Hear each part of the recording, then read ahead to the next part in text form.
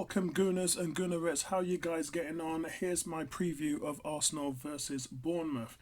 Now, Arsenal are travelling to the Vitality Stadium to face the newly promoted team in the Premier League on Saturday evening, 20th August, and kickoff is 5:30, so it's a late one, guys. And from what we know, Dominic Solanke is a doubt after he missed last weekend's defeat at the Etihad Stadium with an ankle injury, but I expect Scott Parker to set up his side in a similar fashion to how he did against Manchester City. Now, for Arsenal, all they're looking at right now is dealing with the injury to Reece Nelson. He's expected to miss the next couple of months with a muscle injury, and it's a shame because I'm one of his advocates. As you guys know, I'm a big supporter of the player, and this is where I can see him kind of moving into that role on the right hand side to get more time and replace Pepe in terms of the rotation. And it just isn't happening for this guy. You know, Nketiah went through the same thing. He went through niggling little injuries, and when he got his big shot, he just wasn't fit enough to take it. And it just seems that the moons are not aligning for Reece Nelson. No matter what happens, this guy cannot get on the pitch. So I'm hoping that we can see some good fortune from him later on down the road. Outside of that, Fabio Vieira and Emile Smith-Rowe were in action for the under-21s on Wednesday night, and both of those guys could be in contention this weekend. Smith-Rowe is just running around trying to get fitness levels going on, but Fabio Vieira as well looked very insightful on the ball. Good control, good first touch, good awareness, running into those good spaces, and I'm looking for a lot from this player. He was very, very Bruno Fernandes productive at Porto in that league, and I'm expecting him to come out with a bang. So, you know, he's the hidden secret. He was our first purchase, more or less, in the summer transfer market, and I'm looking for him to make a mark on the team when he's ready. As for Bournemouth, Scott Parker was full of praise for Mikel Arteta, saying what Mikel has done in a short space of time is fantastic. He called the match against Arsenal a big challenge because they see Arsenal as a very good team and a very technically advanced team all over the pitch. Scott Parker wants the Vitality Stadium to be a fortress, and that means bringing the fans into the game in a tight stadium, and they need to make it uncomfortable for opposing players coming to their stadium. And it's not going to be pretty, guys, and we just have to get past those kind of games. We have to show that we've grown from that. And of course, guys, Aaron Ramsdale was voted as Bournemouth's Player of the Year when the club was relegated in 2019-2020.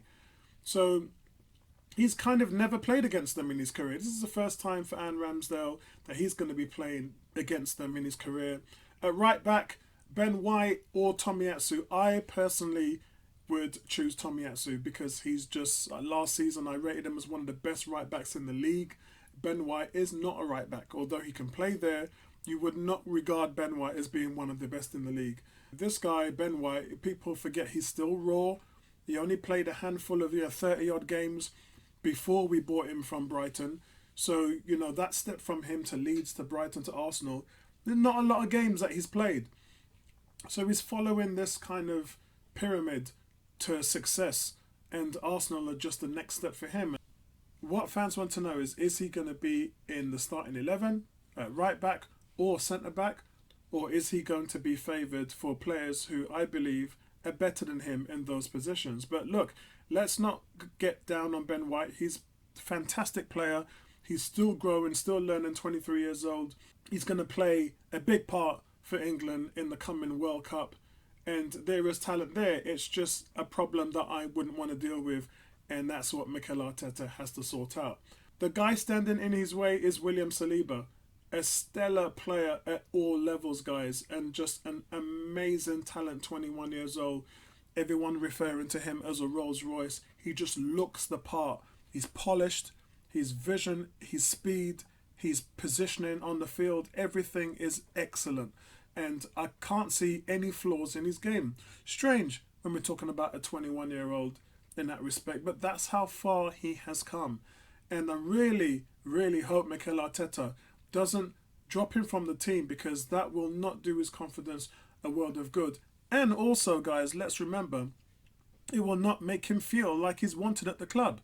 Hence, him signing a long-term deal and a new contract. That all depends on whether the guy is going to be playing. And as long as you keep him happy, as long as you keep him playing, and the team is doing really well, then for me, you got a bigger chance of re-signing the player and his future then looking much better at Arsenal. His partner in crime, Gabriel, hasn't had the best of starts for the season, having 5 goals last season in the Premier League and being a mountain of a man back there in the jewels department. Gabriel will come along, so we don't need to worry about him. The other concern is whether it's going to be Zinchenko or Tierney playing at left back. I would honestly play Tierney and then move Zinchenko to the number 8 spot. But I don't know whether the boss is going to be willing to drop Xhaka yet. It really depends, guys. I mean, at some point, we know it's coming. At some point, you have to look at Tomiyasu and Tierney and try and get back to that solid defence that you had before they all went injured. So, look, Zinchenko, at this end of the day, I think he's one of the most intelligent players on the team. And he also, in my opinion, cannot go to the bench at any point. Because I just think you lose so much with him, his intelligence, his playmaking ability. You just lose too much of that, and it's just not worth it.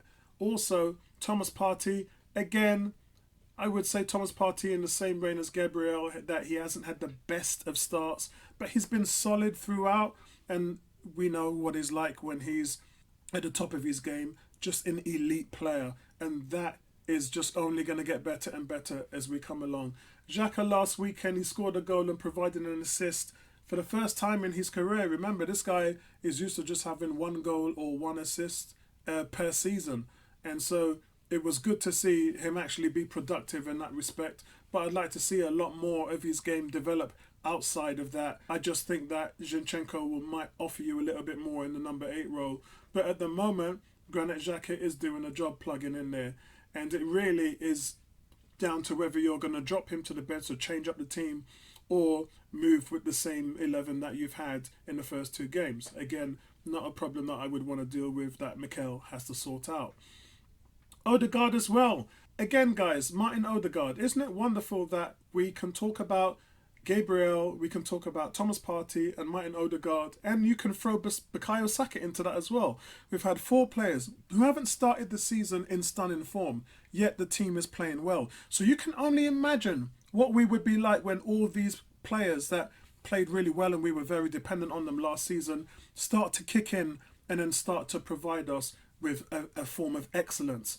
It's only going to get better and better and better as we get on, guys. But right now, I'm happy with Odegaard as the captain. He's our most influential player, especially on the defensive side in the press.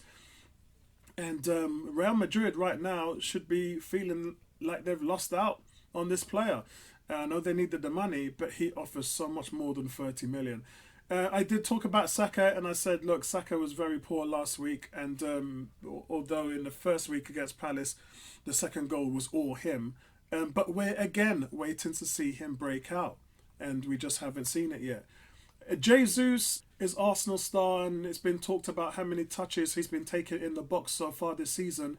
In fact, he's taken more touches in the opposing boxes this season than the entire Bournemouth team combined, which is only 18. So that just goes to show you how good he is. His XG level is on an elite force. He's actually, when you look at his XG rating, is doing better than he was when he was playing for Man City. And that's got to tell you something. He's come to Arsenal, he's breaking out now and becoming a player that Pep Guardiola and Mikel Arteta always envisioned that he could be. And we are seeing that now right before our eyes. This is a better player than what we have seen at Man City. And of course, Gabriel Martinelli, just a fantastic player. He's scored now 3 games in a row in the Premier League, and he's directly contributed to 6 goals in the last 5 Premier League appearances.